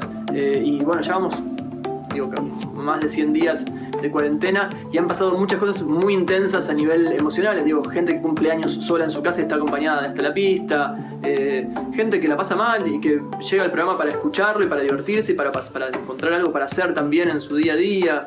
Fueron pasando muchas cosas y desde acá lo tecnológico fue como lo que teníamos encima, como fue mi compu, el controlador, una compu más con el OBS, y fue adaptarnos a las circunstancias en las que estamos pasando. Así que espero que eso les haya servido de algo. Me encantaría poder capaz que charlar y poder responder preguntas y poder entendernos mejor, pero bueno, eso es un video, es un monólogo de Villa Diamante largo, así que espero que les sirva. Un placer y saludos a la gente por allá y que estén bien y ojalá que pronto salgamos de todo esto de la mejor forma posible. Hasta pronto.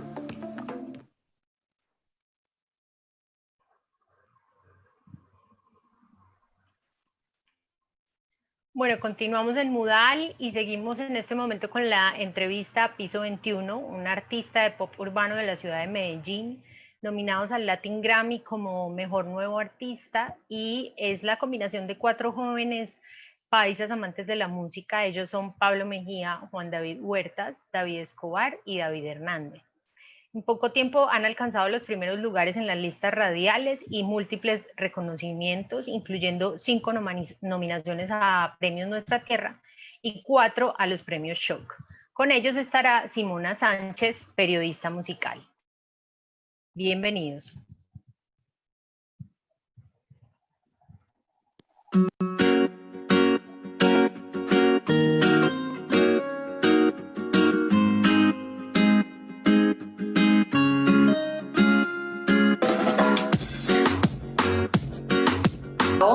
Bueno, Lorduy, Dim, Pablito, el profe, no lo veo, no sé dónde está, pero sé que estaba, el profe estaba por ahí, ¿cierto? Sí, ahí está. Ah, bueno, porque no lo estaba viendo. ¿Cómo están? Bien, como todos. Súper bien. Esperando a ver qué pasa con esto pronto para cantar otra vez y también buscando las formas de poder seguir mostrando el contenido, mostrarnos lo más naturales, seguir una vida entre comillas normal y adaptarse también como a todo este momento que está pasando, aprovechándolo de la mejor manera, que es componiendo, trabajando, lo que siempre lo que siempre hacíamos por fuera, ahora lo hacemos adentro. Bueno, yo creo que la única excepción son los conciertos, que obviamente es el contacto directo con el artista. Okay. Pero de resto, aquí seguimos. ¿Ustedes estaban acostumbrados a, digamos, crear canciones y componer en la distancia? Ustedes habitan la misma ciudad, supongo. Sí. Todos vivimos en Medellín, pero eso, a veces componíamos en Los Ángeles, en Bogotá, en Dallas, nos podía al estudio, Miami. Es que eso, las habitaciones. Es que la diferencia es que nosotros, nosotros nos pasamos más tiempo juntos que separados, así nos digan, no, como son un grupo, están acostumbrados a trabajar de lejos, pero no porque nosotros igual estamos el 95% del tiempo juntos en otro país, en otra ciudad, entonces yo creo que trabajábamos más juntos que separados. Ok, pero digamos que particularmente ahora, en donde están en esta dinámica juntos y separados, porque igual están en la misma ciudad, pero pues no pueden estar saliendo todo el tiempo, ¿cuál ha sido el reto en el momento de escribir canciones? Porque finalmente ya van 2, si no me equivoco, y viene una tercera, canciones que han salido en este momento de distanciamiento físico de ustedes. Y yo digo distanciamiento físico porque 3. no es social, 3, ahí está, 3. Porque no es social, finalmente estamos socializando y tenemos las redes para socializar, pero pues físicamente no nos podemos encontrar. Entonces, ¿cómo ha cambiado, digamos, esa dinámica de creación de canciones? ¿Ante qué retos se han enfrentado? Yo creo que los retos simplemente han sido como la parte virtual. Cuadrar horarios. O sea, porque nosotros estamos acostumbrados a trabajar en equipo, a socializar cosas, entonces eso sigue de esta manera, pero lo único es que cada uno tiene que conectarse en sus casas. Hemos tenido que organizar estudios en cada una de las casas para poder grabar, para poder hacer música, pero la dinámica es la misma, o sea, nos reunimos por cualquier vía, por Zoom, Skype, el que sea, y empezamos a escribir, a lanzar ideas, a mandar música. Y, o sea, ustedes conocen, ya van 3 canciones, pero hemos hecho en esta cuarentena, yo creo que episodio 21 ha salido un repertorio de por ahí unas, ¿qué? 30, 40 canciones, no, son un montón de canciones, y estamos buscando todo el tiempo a seguir aprovechando. Entonces, sinceramente, para nosotros, más que haya cambiado la forma de trabajo, simplemente fue como la adaptación a los medios virtuales. Ya, y la narrativa, ¿saben? Como las cosas que cuentan y que cantan, porque pues finalmente también, me imagino, supongo, ustedes componen también por las cosas que suceden en la vida, y esto sin duda alguna es como un instante que estamos viviendo todos y que despierta un montón de preguntas. Yo creo que al principio nos afectó más en la manera de componer. O sea, el primer mes de confinamiento sí te puedo decir que las canciones fueron más diferentes a lo que veníamos escribiendo. Tomar distancia es una muestra de eso y salieron un par más como por ese estilo. Pero yo creo que ya en este momento cogimos la dinámica y ya estamos enrutados en esto, en que la vida sigue y ya estamos trabajando súper derecho. Entonces yo creo que ya es como si o sea, lo único que nos hace falta es girar. ¿Qué es de bueno? Lo bueno es que también hemos tenido mucho tiempo para hacer música. O sea, hace muchos años no teníamos el tiempo de hacer una canción libre, sin presión, y si salió mal la canción no importa y mañana hago otra. Yo creo que hace rato no teníamos, o hace muchos años no teníamos esa libertad de hacer canciones sin pensar en que teníamos solo un día, en un mes para hacer una canción con un productor y tenía que ser un hit, porque además no nos volvíamos a ver con él en 6 meses. Entonces yo creo que nos ha cambiado y lo hemos sabido aprovechar para eso, para volvernos muy productivos en la música. Y para los músicos que nos están escuchando, porque finalmente MUdaL también es un espacio en donde la idea es poder rotar herramientas, ¿saben? Para este momento y para los que vienen. ¿Qué herramientas utilizan ustedes al componer en la distancia? Desde programas, biblioteca de sonidos, ¿dónde encuentran micrófonos?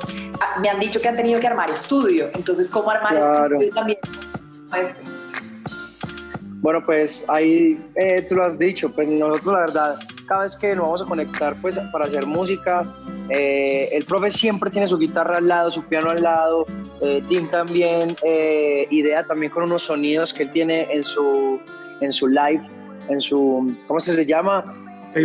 Trabajas en el estudio, o sea, él saca algunas melodías con unos sonidos, unos samplers que tiene él ahí, pues nada, nosotros simplemente nos conectábamos al computador y es como si estuviéramos literal en un estudio y estamos compartiendo ideas y estamos sacando melodías. Yo acá tengo también donde grabar, bueno, ahí pues hay como donde grabar, entonces nada, yo mando referencias, Dim también manda referencias y cada uno como que va va ideando y vamos construyendo y vamos estructurando la canción. Y pues nada, pues la idea es siempre hacer música buena y eso es lo que le estamos dando a la gente. Casi siempre nos conectamos por Zoom. Eso. Casi siempre nos conectamos por Zoom. Y nuestro manager compró una cuenta de esas empresariales que no se agota el tiempo, que lo mejor esto también es, porque era necesario y ya, y le decimos, hey papi, vamos a hacer una sesión con esta persona, solamente los 4 y nada, nos conectamos y ya, o sea. Y hemos hecho de todas las maneras. Y hemos hecho de todas las maneras, o sea, hemos hecho desde la guitarra, naciendo desde, solo guitarra, desde acordes, hasta desde un beat, hasta desde una pista, o sea, hemos utilizado yo creo que todas las herramientas que se pueden utilizar para hacer una canción hoy por hoy, pero solo con la diferencia que han sido reunidos por Zoom, pues. No, y fíjate que hemos tenido la posibilidad, o sea, cada vez que en las giras, si coincidíamos en algún país con algún amigo compositor, entonces aprovechábamos, hacíamos una sesión. Pero de esta manera ahora hemos tenido la posibilidad de en una misma semana reunirnos con artistas de Los Ángeles, de México, de aquí varias partes de Colombia, y hemos sido muy productivos de esa manera, o sea, no esperando el momento en que nos vamos a ver, sino de esta manera hemos traspasado fronteras y creo que hemos aprovechado muy bien el tiempo. O sea que sin duda alguna esta va a ser una dinámica que con COVID o sin COVID puede seguir funcionando. Es que, ¿usted sabe cuál es la ventaja? Que hoy en día la tecnología está tan durísima que uno puede hacer música donde quiera. O sea, yo puedo hacer música aquí donde estoy sentado. Yo conecto el micrófono, yo tengo un micrófono, mi computador y yo nada más utilizo ya mi programa para grabar. O sea, tú puedes hacer música donde quieras. Por eso ya hoy en día existen los campamentos, que es como para despejarte más, ¿me entiendes? Como para de pronto hacer música en lugares diferentes, en el mar, en la nieve, o ¿me entiendes? Entonces, esa es la ventaja de la música y como de la tecnología que hay ahora, que se puede hacer música a la hora que sea y donde sea. Pero entonces les voy a poner un reto o un ejercicio y es, ¿cómo se imaginarían ustedes la dinámica de Piso 21 en esta misma situación sin internet? Yo creo que tocaría por celular. Llamadas, sí. Uy, pero nosotros ahí escuchar, teléfono, escuchar pues. desde ahí. Antes existía una cosa que se llamaba tripartita, que yo creo que en este momento estaría demasiado en moda. Ajá, ok. Porque muchas veces, digamos que el servicio de tripartita lo tenía uno y ese que la llamaron también la tenía y podía llamar a otro. No me acuerdo. Como hasta 7, sí. Resultamos en una llamada a 8 personas, pero eso antes era una locura. Pero yo creo que si no hubiese internet, nos tocaría eso y nada. Y la otra es, no sé, grabar las cosas y hacerlas llegar por medio de, no sé, un correo, un archivo, y que él grabe allá y ya, pues, o está de acuerdo, no le gusta, no le va, entonces hasta que le guste. Sí, aquí lo que lo dificultaría, aquí lo que dificulta es que nosotros trabajamos mucho en equipo y nos gusta mucho construir las canciones juntos. Siempre ponemos sobre la mesa las ideas. Entonces, en internet lo difícil es que no sería tan retroalimentada, sería como que te mando la canción completa, te guste, y me decís si te gustó o no. Yo creo que sí, o sea, no nos facilitaría ese trabajo en equipo. Nos cohibiría, exacto. Por ese lado de creatividad. Sí, terminaría haciendo todo, no mentiras. Sí, les mandaría. Esto fue lo que quedó. Vean, pero hablando también de no solo el internet al servicio, las herramientas digitales al servicio de la composición y de la creación, sino también de la interacción con el fan, ¿no? Antes, en una vida pasada donde no había internet, la interacción con el fan solo sucedía en un concierto. Ahora existen las redes sociales. ¿Cómo ha sido la vida de Piso 21 antes, durante, no vamos a hablar del después, de esta situación que está pasando con relación a las redes sociales y la manera en que ustedes pues están conectados con los fans? Nos volvió mejores. Mucho más intensa. Nos volvió mejores en las redes, éramos más malos. Quisimos darle un vuelco a nuestras redes del grupo, o sea, más allá de las personales, porque, a ver, te vamos a ser muy sinceros, siempre nos faltó crear una identidad basada en el grupo, ¿cierto? Y creo que cuando uno se desarrolla en un grupo, pues hay muchas cosas, creo que es muy difícil que se que se genere eso porque o Odín tiene fans, o Lordu o el profe Pablito, pero que la gente diga, no, es que yo quiero seguir esa Piso 21. Por un lado es bacano y te dicen como, no, es que me gusta el grupo, pero es difícil generar ese como, ¿qué hace el grupo? ¿Qué le gusta al grupo? ¿Qué come el grupo? Sí, es un reto con respecto a los solistas, que los solistas pues, es una persona, pero es el una grupo... persona que está mostrando lo que es, en cambio nosotros estamos mostrando un grupo. Y en esta pandemia nosotros dijimos, parce, vamos a hablar con la gente que sabe y vamos a hacer que Piso 21 sea diferente en las redes. Que le guste el que le guste, que nos dejen de seguir los que nos tienen que dejar de seguir, pero vamos a empezar a ser más reales, a mostrarnos más como somos, más en verdad con nuestro pensamiento desde la persona, desde el papá, el artista, y que la gente sepa quién es Piso 21 y no simplemente que se identifiquen que le gustan las canciones. Y obviamente desde ese punto que partimos, que era nuestro ideal, encontramos, hicimos un equipo de trabajo increíble que nos copia, nos retroalimenta, porque muchas veces uno dice, hoy no va a publicar porque lo hace Pablito y no termina publicando ninguno de los dos o ninguno de los tres. Entonces siempre hay una persona que está pendiente de qué es lo que vamos a publicar. Creo que los community managers ahora se volvieron unas personas más que indispensables en la vida de cualquier artista, no solamente de los del grupo, por lo menos en la nuestra. Y creo que es una constante como volverte a reinventar, ¿sí? A reinventar. ¿Por qué? Porque siempre estás en el mismo espacio, siempre estás con los mismos accesorios, siempre estás en tu cocina, pero ¿cómo haces que ese contenido en verdad sea interesante para que la gente no se aburra de él? ¿Qué más, parceros? Saludos, ¿cómo están? Por acá los saludos, les mando un día muy feliz.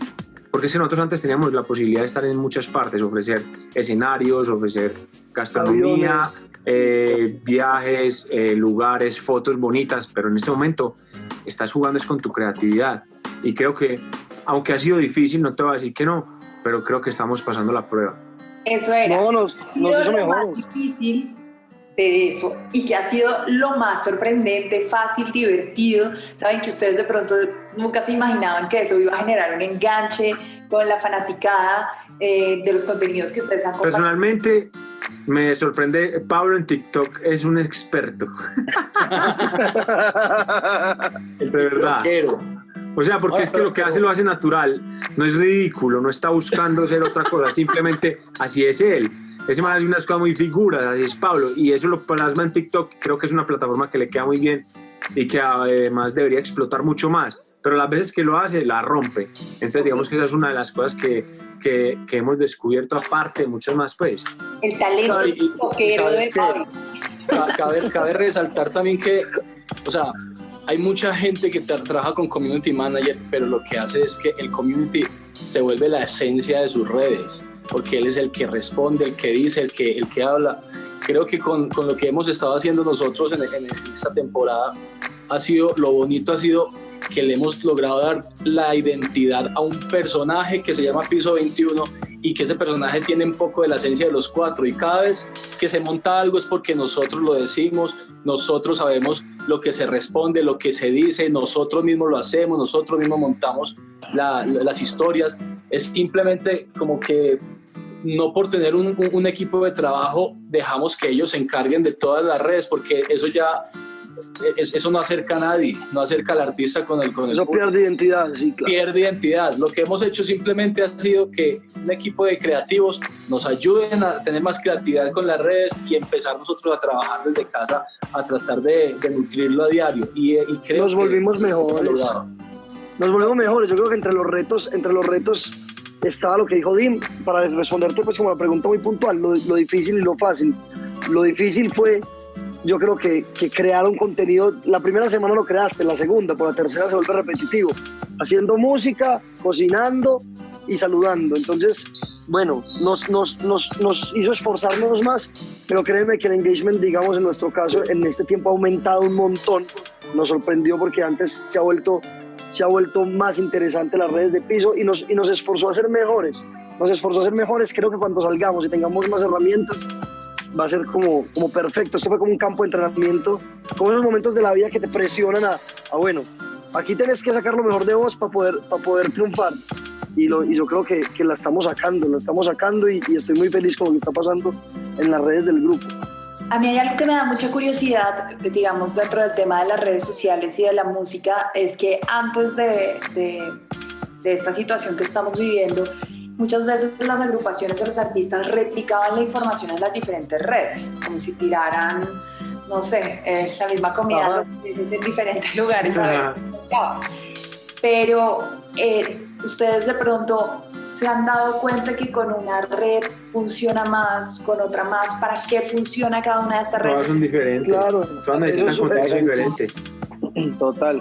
En TikTok yo creo que uno tiene que ser un poco más dinámico porque, o sea, ahí te ponen a bailar, te ponen a hacer un lip sync de otra voz, te ponen a, ¿me entiendes? Y eso igual entretiene. Actuar. En cambio, actuar, epa. Entonces, por ejemplo, en Twitter es más que lo que vos pensás, y de pronto hay cosas de Instagram que se pueden montar a Twitter y a Facebook, y pues yo creo que hay mucha gente que de pronto le gusta solamente Twitter o le gusta solo Twitter Facebook. hay menos censura, o sea, puede ser... Pero el lenguaje es muy diferente, exacto.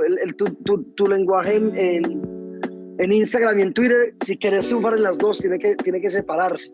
Claro. Tiene que hacerse de manera diferente porque el Twitter... Y cuando vos entras a Twitter no estás esperando que te muestren la foto bonita y un post como publicitario. O sea, Twitter es un poquito más real, es un poquito más crudo. Y si quieres triunfar en Twitter, te toca tuitear de esa manera. Pero para Instagram bien y y para Facebook mal. sí se parecen mucho más. O sea, vos sí pueden unificar un poco más los contenidos de Instagram y de la página de Facebook. Que de hecho el Facebook es algo que mucha gente ha estado como olvidando o dejando como a un lado, pensando que no se mueve, y Facebook sigue siendo demasiado fuerte, y uno se queda impresionado cuando hace una publicación y entra a las estadísticas, y las estadísticas de Facebook son mucho más grandes, mayores que las de otras redes sociales. Entonces es de saber cada una repartir. como que tiene, epa. Hay que saber en qué momento mandar un comentario por Twitter, una foto por Instagram, en qué momento se puede unificar, en qué momento unirte a una campaña social, en qué momento no, en qué momento hay que montar una historia, en fin, es saber leer los momentos y las redes. O el ejemplo que dabas ahorita. Ajá. Dale, Eduardo. No, yo dije que pues que al fin y al cabo pues son redes sociales donde hay mucha gente y uno se tiene que hacer notar como sea. O sea, nosotros como grupo pues hay que hacernos notar. O sea, que hay gente en TikTok, vamos para allá a ver. ¿Entiendes? Entonces, parce, no le podemos y siempre bajar, hay contenidos ganadores y otros no tanto. Y uno pues simplemente no le tiene que dar trascendencia a eso. O sea, si pegó mucho, bien, brutal. Y si no, no importa. Hay gente que sí le gustó. Con el mismo ejercicio de imaginar, ¿saben? Una cosa es la herramienta como pues disponible para todos los ciudadanos, incluyendo los músicos. Pero si estas herramientas estuvieran personalizadas para los músicos, para Piso 21, ¿ustedes qué sienten que debería evolucionar en cada una de ellas, en virtud de la música? Voy a ponerles un ejemplo. Pregunta, yo no sé. Que alguien escuche un audio en el Instagram y eso le hace una regalía, por ejemplo. Que, bueno, que se moneticen, digamos las reproducciones o los tags de las canciones en las historias. O por ejemplo, eso sería increíble. Otra cosa, que los mismos videos de Instagram, los que se ponen en IGTV o en Instagram de un minuto, tuvieran la posibilidad de tener editor de música, por ejemplo, que tuviese la posibilidad de agregar las canciones así como tú las agregas a un story. Eso podría ser interesante. Porque es que si es así, en IGTV uno puede tirar cuántos minutos, un poco de minutos, uno puede tirar un video ahí normal. No, ahí en estos días mi mujer hizo una entrevista de 1 hora y 5 minutos y la subió en IGTV normal. Y hay gente que ya ha lanzado videos para IGTV, pero creo que no termina de conectar con la industria por el tema de regalías, que todavía es un tema que no está claro. Entonces creo que por eso no termina de conectar como, pues no voy a tirar mi video entero a IGTV, pues si existe YouTube y si existen otras plataformas donde, claro, donde sí pueden valer mis se derechos. puede recaudar. Epa. Claro, exacto. Entonces yo creo que es un tema de evolución, porque de todas maneras, a medida que han surgido todo esto que nos ha revolucionado tanto, van surgiendo todas esas preguntas. Digamos, la música en streaming era gratis, al principio era Groove Shark, que de hecho creo que había un colombiano implicado, y Groove Shark era una página donde vos ponías la música en streaming y era la primera que existía y era gratis. Pero antes estaba, digamos, ¿te acordás? Había muchas como downloadmusic.com. For share. Pero durante eso estuvo Ares, estuvo Kazaa. Sí, pero eso había que bajarlas, eso no fueron streaming. SoundCloud la diferencia de Groove Shark es que era streaming, es que no tenías que bajarla, sino que era solo reproducirla. Porque claro, la pregunta es cómo seguir viviendo de la música sin necesidad. Exacto. No digo sin necesidad del en vivo, el en vivo siempre va a ser necesario, pero sin depender del en vivo, ¿saben? De lo que implica en la ganancia. Pero yo creo que eso, o sea, no depender del en vivo te estás quitando tú mismo. O sea, en este momento es algo que hay que hacer, sí o sí, y es algo que uno tiene que jugar la forma para encontrar eso. Y pues para eso están las regalías, como ya lo habíamos hablado. Nosotros hemos tenido la oportunidad de trabajar con marcas, les ofrecemos conciertos privados solamente para ellos, para su grupo de trabajo, para sus equipos. Vemos como tratar de meter un tema en una película. Exacto, meter una canción en una película. Pero yo creo que finalmente los shows es en lo que se basa un artista. O sea, por ejemplo, te voy a decir algo. A mí, yo siempre lo digo, yo soy un re fan de 1975, la banda inglesa. Y yo amo la música de ellos, pero cuando me volví en verdad fan, que yo diga, marica, los respeto cuando los vi en vivo. ¿Sí me entiendes? Yo no sé cómo será para los fans de ahora, de qué dependerá eso, pero para mí es supuestamente importante que alguien que hace buena música lo sustente en vivo. Pero, no, sí, obvio, pero es más como desde el punto del negocio. Yo quiero decir algo porque también suena un poco egoísta. Suena un poco egoísta decir como que no están las regalías, claro, porque uno está en un punto. Nosotros, gracias a Dios, estamos en un para punto los artistas donde que generan es difícil. Donde la carrera de nosotros, pues hay toda una industria que vive no de los shows es un pedazo más chiquito, o sea, de hecho las disqueras y todos. No, y hay todos compositores solamente que viven de eso, pues, de la venta de música y de la regalía. Pues de eso vive Warner, nuestra disquera, y de eso también vivimos nosotros en un gran porcentaje. Entonces, yo creo es que para el artista independiente, o digamos que no independiente necesariamente, porque puede ser de un sello emergente, pero digamos que es artista emergente que todavía